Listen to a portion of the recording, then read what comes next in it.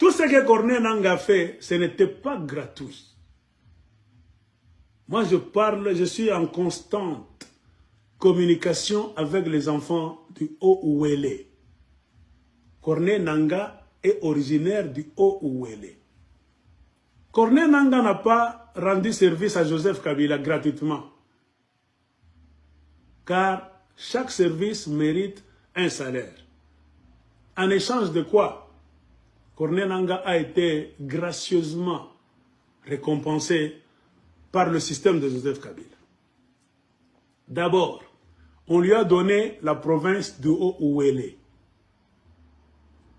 Tu nous aides à truquer les élections, à mettre Fayoulou de côté, à donner à Félix Tshisekedi pour qu'il puisse sauver notre peau, afin que nous ne soyons pas arrêtés au pays, même sur le plan international. Ça ne sera pas un travail gratuit, monsieur Nangaa. On va te payer. Qu'est-ce que vous allez me donner? La Kabylie s'est organisée pour donner toute la province du Haut-Ouélé à Corneille Nangaa. C'est lui, Corneille Nangaa, qui est le véritable gouverneur du Haut-Ouélé. Si vous ne le saviez pas, sachez-le. Mais comme ça devait pas sonner mal, ça devait projeter une mauvaise image aux yeux du Congolais clairvoyants qui connaissent bien le rôle néfaste de Corneille Nangaa dans les élections du Congo. De la CENI au gouvernorat du Haut-Ouélé, ce lien-là allait susciter la curiosité de beaucoup de gens. On allait dire, ah, c'est pour cela que tu as truqué nos élections et en retour Kabila t'a donné la province du Haut-Ouélé pour que tu puisses aussi donc te servir. Corneille Nangaa s'est effacé derrière le rideau, mais ils ont préféré mettre son petit frère, Christopher Nangaa. Regardez même dans vos annales là-bas. C'est le petit frère propre de Corneille Nangaa qui est le gouverneur du Haut-Ouélé. Mais quand vous parlez aux politiciens chevronnés du Haut-Ouélé, qu'est-ce qu'ils vont vous dire? Non. Ce petit-là, le petit frère Nangaa, c'est un gouverneur fantaisiste. Le vrai gouverneur, c'est Corneille Nangaa, qui prend des décisions derrière le rideau et qui signe même des documents. Ainsi, ça a permis à Corneille Nangaa de s'approprier beaucoup de mines dans la province du Haut-Ouélé. Et là-bas, il y a beaucoup d'or. Zahabu en Swahili, or, olo. Ainsi, on voit des petits porteurs qui viennent pour la plupart du sud du Soudan et de l'Ouganda, qui ne s'annoncent même pas devant votre service de DGM, immigration, je ne sais quoi, qui descendent dans des coins là-bas secrets. On ne les arrête pas, les militaires ne contrôlent pas, protègent ces petits porteurs. Et le petit frère de Corneille Nangaa, à plusieurs occasions, accompagné dans son cortège là-bas, des autorités de la province, va souvent vers ces petits porteurs-là, accompagné de sa suite, qui amène des mallettes de lingots d'or, des sacs de lingots d'or, pour les amener à ces petits porteurs là-bas. On les prend, ça s'envole. Ça passe par le Sud-Soudan et souvent par l'Ouganda. Et la destination finale, c'est le Moyen-Orient.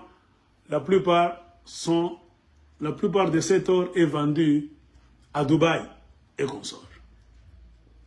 J'ai déjà fait des vidéos sur ça avec des documents, ayant des sceaux. J'ai même montré des photos qu'on a prises en secret, par des gens. Quand ils ont vu Christopher Nangaa avec une délégation, avec des mallettes, amenant des lingots d'or à un Sud-Soudanais. Ce Sud-Soudanais là-bas, recherché par la justice sud-soudanaise, hébergé au Congo avec un passeport congolais, celui qui faisait les sales jobs, qui amenait des avions petits porteurs, qui louaient chez les riches de l'Ouganda. Donc Corneille Nangaa connaît ce jeu très bien. Et qui a fait de Corneille Nangaa ce qu'il est devenu aujourd'hui? C'est le système de Kabila. Et pour vous rafraîchir la mémoire, comment est-ce que les gens sont devenus gouverneurs dans les élections de Kabila de 2018? Est-ce c'était les élections ou bien c'était des nominations. Ainsi, Kabila a mis des gouverneurs bien choisis dans un système d'élection de mafia, des gouverneurs choisis à des places stratégiques. C'est dans cet état d'esprit que Nanga a reçu le haut où elle est.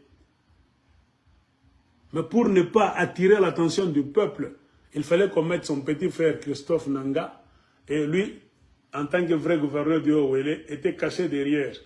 Et ils ont beaucoup de mines d'or et ils ont beaucoup pillé. Et c'est la mafia à chaque fois. Moi, j'ai des documents là-bas. Il y a plus de 200 Chinois qui travaillent seulement au haut où elle est. Sans visa, sans passeport, sans permis de travail. Qui viennent avec des engins à partir d'où? Du Sud-Soudan et de l'Ouganda. Pour travailler dans les mines de qui? De Corneille Nangaa. Moi, je sais ce que je suis en train de dire. Ce n'est pas aujourd'hui que je commence à traiter le sujet de haut où elle est. Et puis là même, Congo, pas tout bengine, comme une mangaria, munga turumieko. Odezo fan zambi sana mwile inchi. Avant on a place dans la société. De Joseph Kabila, de Corneille Nangaa, inchi ngini faut écraser. Comme j'ai mis chaque tableau, il y a pays, batoke. Atwendo bashkia histoire. Avant on t'a kabele batip. Mais aussi longtemps que ces gens resteront vivants et en position de force, parce qu'ils ont beaucoup volé les minéraux du Congo, ils sont millionnaires. Et le plus grand danger, c'est quoi? Ils faisaient tout ça pourquoi?